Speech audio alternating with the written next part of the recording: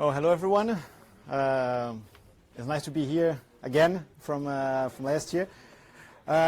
We are OwnTech. We're going to present our work and the updates we had since last year. Just to show of hands, how many of you have heard of us or seen our work? Not that many people, which is all right, wonderful. So we're going to introduce ourselves to new people.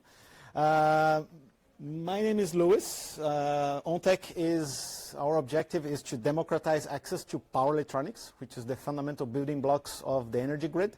And I am the co-founder with Jean of the OwnTech Foundation and the OwnTech Startup. So I am the president of the foundation. And I'm leading the startup business counterpart.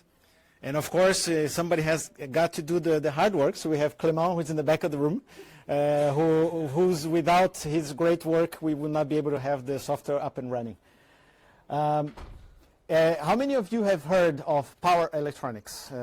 Just a quick show of hands, most of you. All right, wonderful. So they're the building blocks of all the grid. In electric vehicles, we find inverters, we find onboard chargers. The electric vehicle market is growing, and there's fierce competition in there. There's also small mobility, or e-bikes. We see again increasing demand for these sort of intermediary power vehicles. It's the same power electronic architecture. We talk about inverters again, or speed controllers. We got the onboard charging. We get into PV inverters. Well, we have string inverters at the scale of big PV plants or even household plants. But we also have microinverters for we call AC PV for balcony grid at lower voltages. We also about grid connections. We find MMCs, which are big power converters for connecting different parts of the grid. We also have SSTs, which are solid state transformers, where we leverage power electronics to build transformers which are smaller, so smaller footprint. And we also talk about storage. We can see in batteries or H2, bidirectional inverters charging, discharging these batteries. These batteries cost about 30 cents for watt hour, with having a great impact on how the grid works today. So all this creates a complexity barrier. That means that electronics are everywhere. We need to manufacture these electronics. We need to maintain these electronics. And it means that we need to go faster in R&D, and there is a scarcity of actually people who can do this work. There's less and less people who actually know how to get inside this complexity barrier.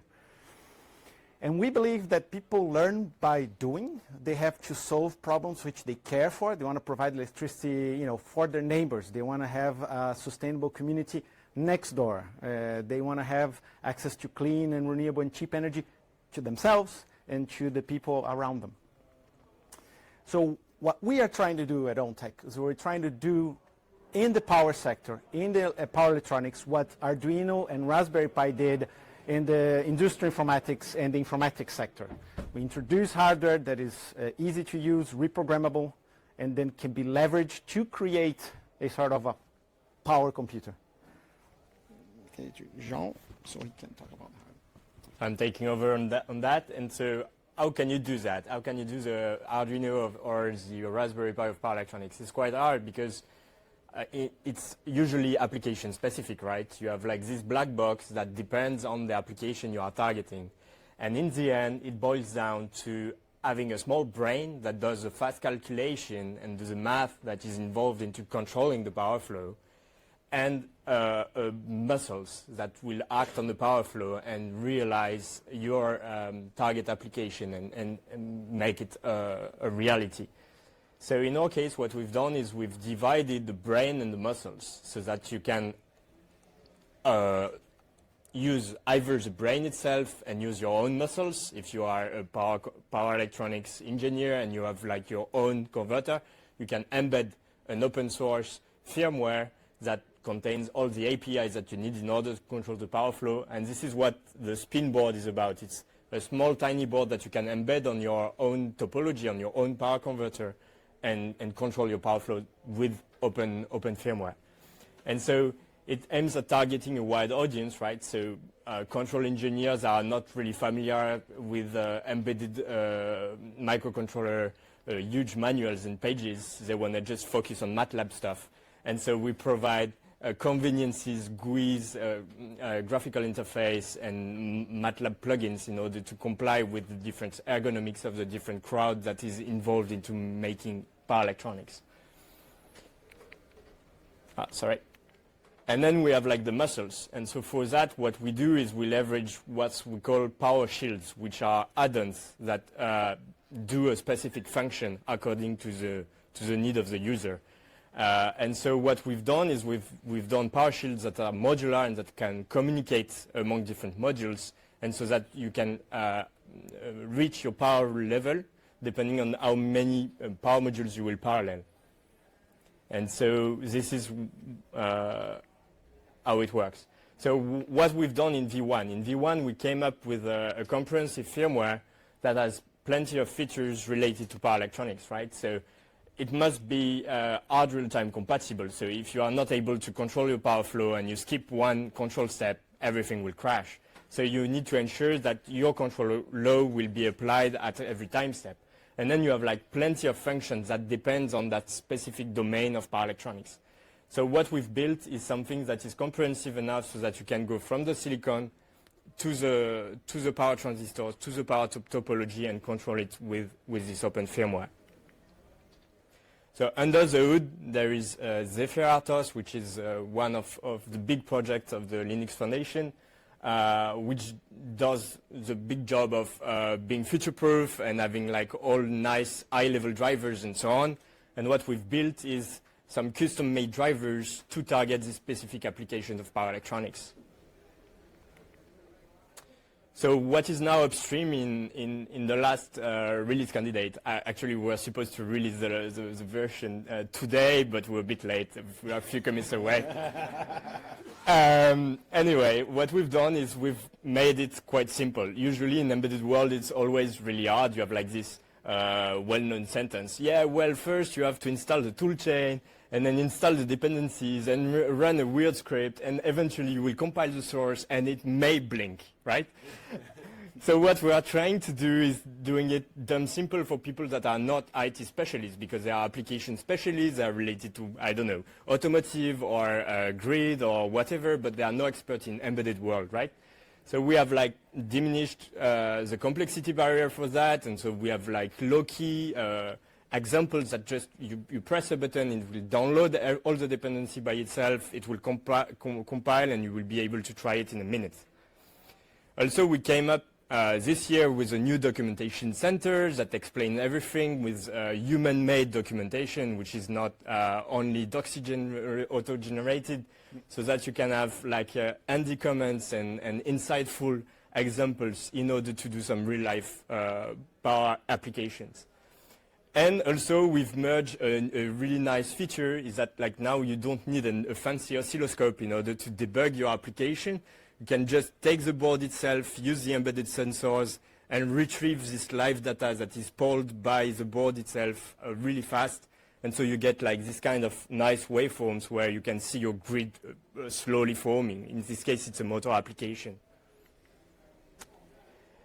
So I was saying we splitted the brain and the muscles, and you know we are at FOSDEM, so we cannot do a presentation without having a code slide. So here is how you have like a manifest that describes your hardware, and then from that, if you are the power guy, you just have to describe which sensors are on the board, which are the power transistors that will run the topology, and from there you can use the generic firmware that we've built to control your application. So you are not necessarily tied to the power shield that we've developed. Anyone can join with their specificity and their specific application, and from there we can create this power book of different power shields. So yeah, the stable version is about to come because we are a few commits away. And like I will go really fast because we are falling short of time, and we have like a small video showing a demo.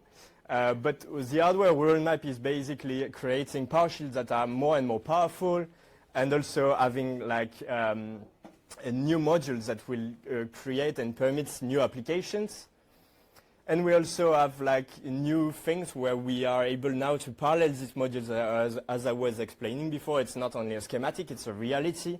and we are working hard, really hard, not to be able only to parallel the modules, but also to place them in series, to do kind of MMCs or advanced applications that could be really interesting for the future. Lastly, and what's coming next regarding the software, because I think it's really important to showcase what's the roadmap of the project. So now we are at the V1 step, right? We have multiple improvements that will be done this year, which are related to the scheduling and the hard real-time part that is specific to power electronics. But also we want to embed some hardware unit tests so that we are able to comply and say, okay, even if any of you guys contribute to the project, we know that we won't break anything and that we still have the high performance we are expecting from the firmware API. As well as we want to introduce some high interface in order to do some hardware in the loop and fancy applications. Thank you. Luis? I think. Yeah. Yeah, if you guys can wrap up. I can wrap up. I will quickly show you. So I think. So we did a quick demo video for today. We'll try to go over it a little bit quick. The idea is that we can try to create a grid with two boards, right? In a grid, there's a grid forming inverter that creates the AC wave.